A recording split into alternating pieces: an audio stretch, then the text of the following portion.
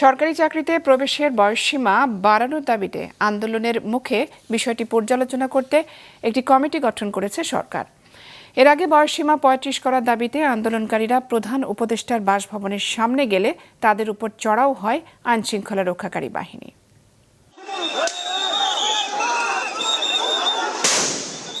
সরকারি চাকরিতে প্রবেশের বয়সসীমা ৩৫ বছর করার দাবিতে আন্দোলনকারীদের ছত্রভঙ্গ করতে এভাবেই টিয়ার শেল ও রাবার বুলেট ছুড়ে আইনশৃঙ্খলা রক্ষা বাহিনী।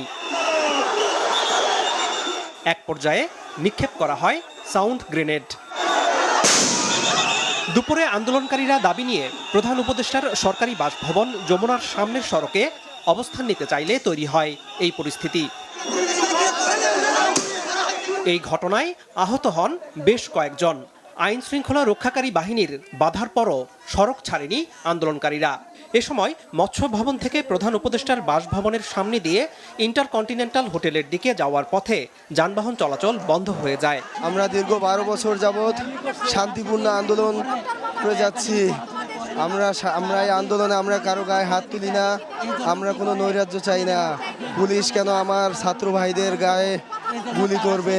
প্রধান উপদেষ্টার কাছ থেকে আমরা একটা বাণী নিব, প্রজ্ঞাপন জারি করে আমরা চলে যাব, কিন্তু অতর্কিত হামলা আমাদের করা হয়েছে। আমার খুবই কষ্ট হচ্ছে। আমার এখানে লেগেছে, এইখানে লেগেছে, এই জায়গায় লেগেছে। একজন নারী, আমি কি, আমরা কোনো রকম সহিংসতা চাই না। এর আগে সকাল 11টার দিকে রাজধানীর শাহবাগে জাতীয় জাদুঘরের সামনে সরকারি চাকরিতে প্রবেশের বয়সসীমা ৩৫ বছর করার দাবিতে সমাবেশ করে আন্দোলনকারীরা। পরে দুপুর 1:30টার দিকে তারা সেখান থেকে মিছিল করে প্রধান উপদেষ্টার বাসভবনের সামনে যান।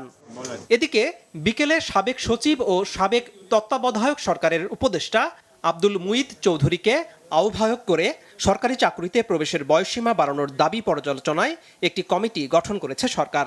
এই কমিটির আহ্বায়ককে ক্ষমতা দেওয়া হয়েছে এবং এখতিয়ার দেওয়া হয়েছে যে কজন সদস্য দরকার উনি নেবেন।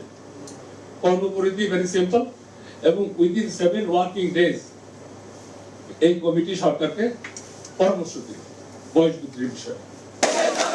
তবে আন্দোলনকারীরা বলছেন চাকরিতে প্রবেশের বয়সসীমা ৩৫-এর কম করা হলে রাজপথ ছাড়বেন না তারা। আমাদের দাবি ৩৫ ব্যতীত একটা দিন কম হলে আমরা এই আন্দোলন চালিয়ে যাব। ৩৫-এর প্রজ্ঞাপন যেন আজকেই হয়। সার্বিক বিষয়ে আলোচনা করতে উপদেষ্টা আসিফ মাহমুদের সঙ্গে প্রধান উপদেষ্টার সাথে সাক্ষাৎ করতে সন্ধ্যায় যমুনায় যান আন্দোলনরতদের 7 জন প্রতিনিধি। আনোয়ার হোসেন, মাছরাঙা সংবাদ, ঢাকা।